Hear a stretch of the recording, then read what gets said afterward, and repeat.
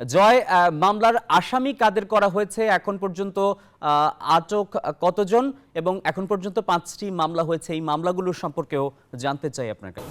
ধন্যবাদ আসিফ টিপু আপনাকে। আপনি যথার্থ বলছেন যে পরিবারের পক্ষ থেকে কিন্তু আমরা দেখছি গতকাল রাতে 2টি মামলা দায়ের করা হয়েছে। একটি হত্যা মামলা দায়ের করেছে নিহতের বাবা জামাল উদ্দিন। তো এই বিষয় নিয়ে আমরা সরাসরি এখানে জানতে ছুটে এসেছি সিএমপির উপপুলিশ কমিশনার অপরাধের এখানে রইসুদ্দিন আছেন। আমরা একটু জানতে চাচ্ছি এই পর্যন্ত কতজনকে আপনারা আটক করেছেন আর মামলা কত হলো?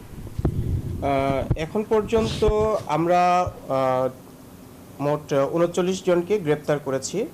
আপনারা জানেন যে গত 26শে নভেম্বর রাষ্ট্রদ্রোহী মামলার 1 নম্বর এজাহারনামী আসামিকে গ্রেপ্তার সংক্রান্তে আদালত প্রাঙ্গণে যে উদ্ভূত পরিস্থিতি সৃষ্টি হয়েছিল, সেখানে পুলিশ ও অন্যান্য আইন শৃঙ্খলা বাহিনীর উপরে আক্রমণ এবং সরকারি কাজে বাধা দান সংক্রান্ত এবং একজন অ্যাডভোকেট নিহত হওয়ার ইস্যুকে কেন্দ্র করে এখন পর্যন্ত মোট 5টি মামলা রুজু হয়েছে। এর মধ্যে 3টি মামলা পুলিশ বাদী হয়ে এবং একটি নিহতের বাবা বাদী হয়ে এবং আরেকটি নিহতের ভাই বাদী হয়ে মামলা করেছেন।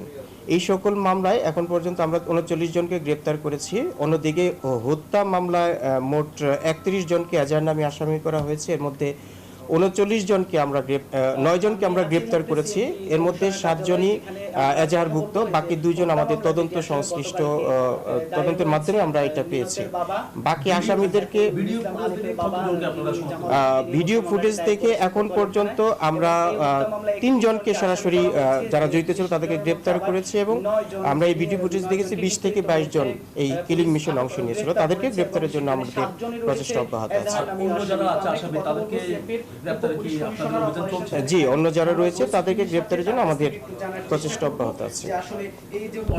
বুঝতে পেরেছি। আমরা পুলিশের উচ্চপদস্থ কর্মকর্তার সাথে কথা বলেছি, উপপুলিশ কমিশনার অপরাধ রইসুদ্দিনের সাথে। তিনি যেমনটা জানিয়েছেন যে হত্যা মামলা দায়ের হয়েছে, যেহেতু পরিবারের পক্ষ থেকে এখন 2টি মামলা দায়ের হয়েছে, এই মামলায়ও অভিযান শুরু করবে বলে তিনি আমাদেরকে জানিয়েছেন। এই ছিল আমার এখানকার সর্বশেষ। ফিরে যাচ্ছে স্টুডিওতে আসিফ টিপুর কাছে।